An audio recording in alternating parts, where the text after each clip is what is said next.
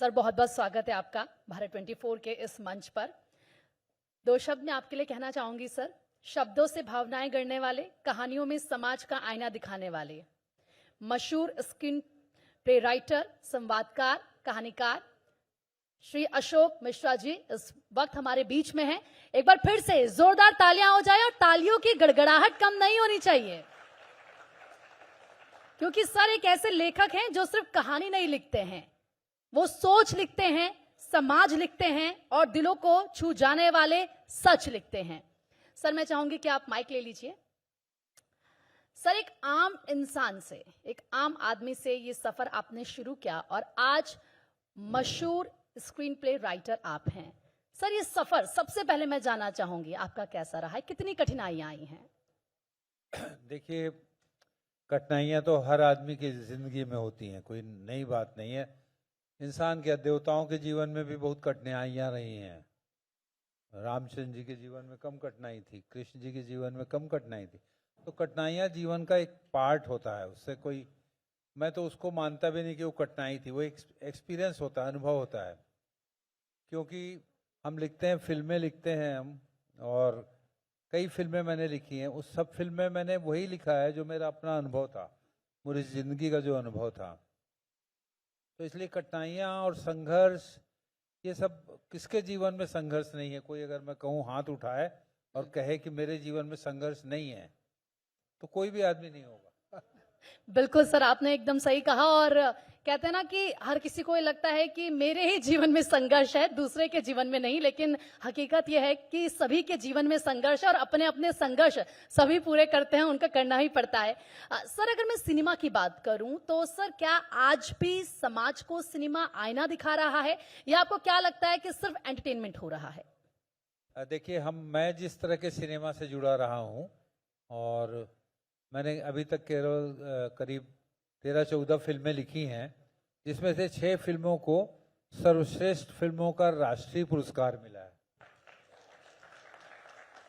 क्योंकि मैंने हमेशा लोगों की बात की है अपने फिल्मों में।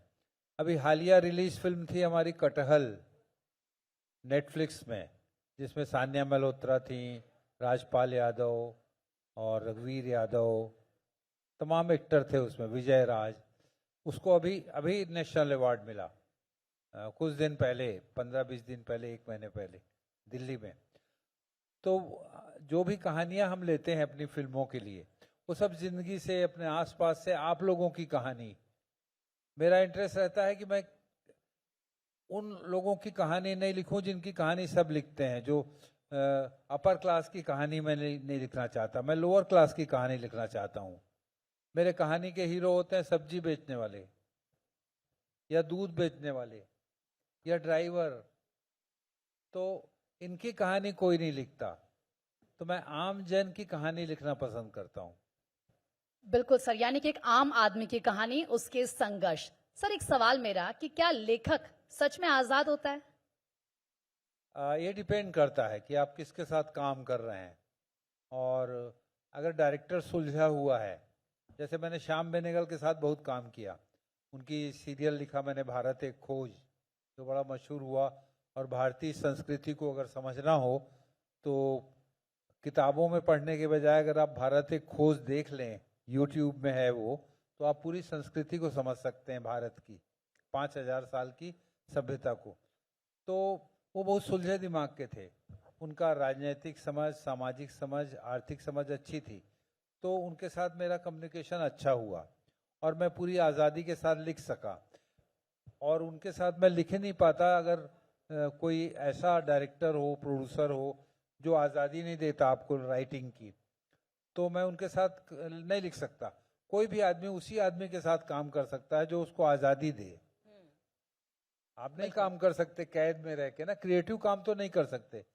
लेबर का काम भले आप कर लें कि ईंट उठाना है भाई, इधर से उधर रखना है, पर अगर आपको कोई क्रिएटिव काम करना है, रचनात्मक काम करना है, तो आपको आज़ादी होनी ही चाहिए। आजादी के बिना क्रिएटिविटी नहीं आ सकती नहीं आ सामने। सकती। सर कभी ऐसा हुआ है कि जो सच आपने लिखा हो, उसको लेकर आपसे कहा गया हो कि ये क्यों लिखा, या फिर सिस्टम हिला हो, या पीछे से प्रेशर आया हो, ऐसा कुछ हुआ है कभी? ऐसा कुछ नहीं खास नहीं हुआ मेरे साथ कि कभी एक आध बात उठी कि भाई आपने ऐसा क्यों लिख दिया है, कुछ पॉलिटिकल लोगों ने ऑब्जेक्शन उठाया, तो हमने उसका तर्क दिया कि हमने इसलिए लिखा है, आप समझ नहीं रहे हैं कि हमने आपके हित में लिखा है, उसको समझ रहे थे कि हमने उनके खिलाफ लिखा है। तो ऐसा कुछ, और विवादास्पद लिखना मुझे पसंद भी नहीं है। कंट्रोवर्शियल लिखना, कंट्रोवर्शियल लिख के अपनी फिल्म को हिट कराना, कंट्रोवर्सी के जरिए कोई काम अगर हिट होता है तो वो असली हिट नहीं होता है।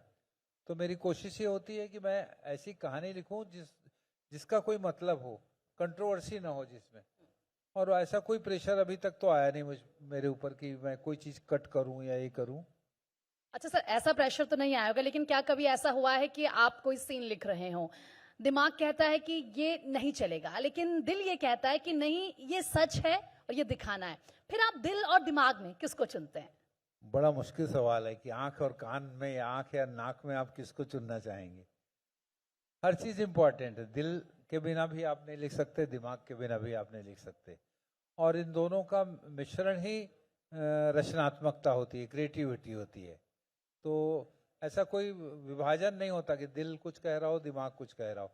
हम जो भी काम करते हैं अपनी जिंदगी में वो दिल लगा के करते हैं और दिमाग लगा के करते हैं। अगर दिमाग लगा के कर रहे हो और दिल ना लग रहा हो तो हम तो बोर हो जाते हैं, उठ के भाग जाएंगे। तो दोनों का संतुलन बहुत जरूरी होता है, बैलेंस बहुत ज्यादा जरूरी जी, है। जी, जी। सर, कभी ऐसा हुआ है कि किसी किरदार को आप लिख रहे हो और उसमें थोड़ा सा खुद को भी लिख दिया हो? लगभग हर किरदार में मैं खुद मौजूद होता हूँ। मैं अपने आप को ही लिखता हूँ, अपने अनुभवों को ही लिखता हूँ।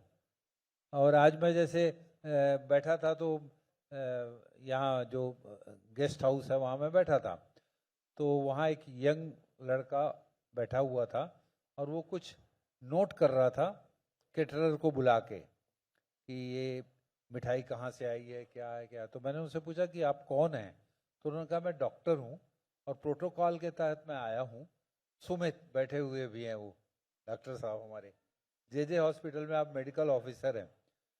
तो मुझे बड़ा इंटरेस्टिंग लगा ये कैरेक्टर कि जो खाने की चेकिंग करता है पहले, किसी के आने के पहले।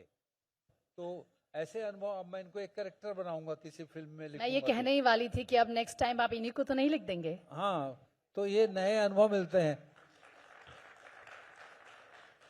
ऐसे मुझे लगता है अगर आप नजरें घुमाएंगे तो शायद ऐसे कई किरदार आपको यहाँ पर मिल जाएंगे। बिल्कुल, ये सारे किरदार सामने बैठे हैं जो फौजी लोग हैं, मैं इनको ये तो हमारे रियल हीरोज हैं और इन पर तो न जाने कितनी बार लिखा गया है और जितनी बार लिखा जाए वो कम ही लगता है सर। इनके ऊपर खूब लिखा जाना चाहिए। और मुझे देख के आश्चर्य हो रहा है कि ये हमारे लिए ताली बजा रहे हैं जबकि हमको इनके लिए ताली बजाना चाहिए। जय हिंद। बिल्कुल सर। और देखिए किस तरीके से जोश हाई हो गया है आपका ये जो कॉन्वर्सेशन है।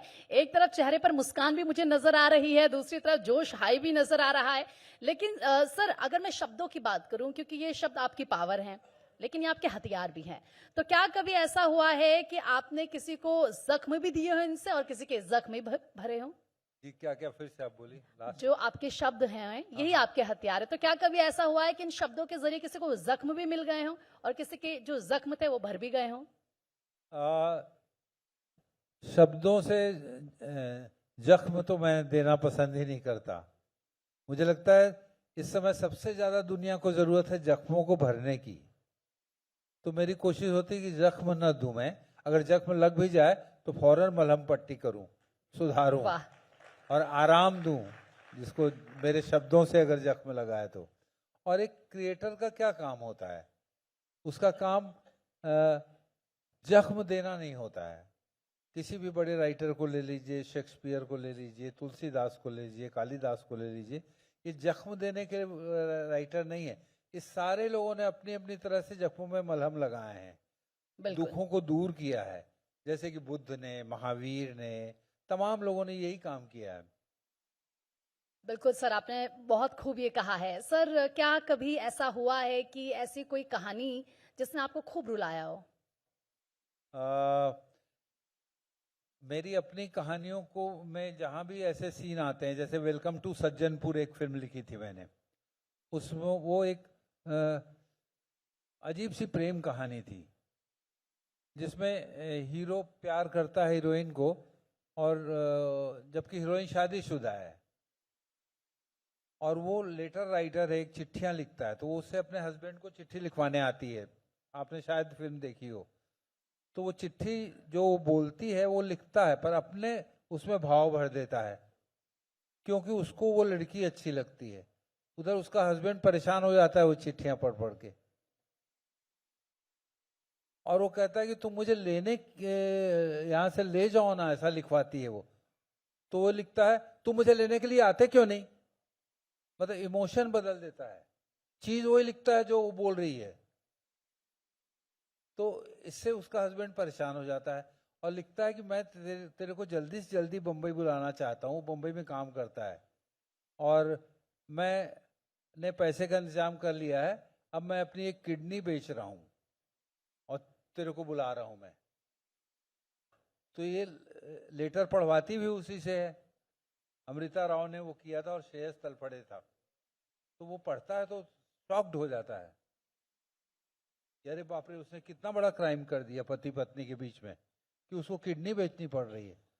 तो कहीं से अपनी जमीन बेच के जाता है और उस बम्बई, और उसको पैसा देता है और कहता है तू किडनी मत बेच, और गांव से किसी ने पैसा भेजा और वो करके वहां से वापस चला जाता है। फिर वो अपने वाइफ को कहता है तू आ जा। तो ये उसको स्टेशन में छोड़ने गया है और ट्रेन जा रही है तो ये रो रहा है। तो इसको लिखते समय, उसको देखते समय बहुत रोता हूँ, अभी भी रोता हूँ, सुनाते समय भी मेरी आंखों में आंसू हैं।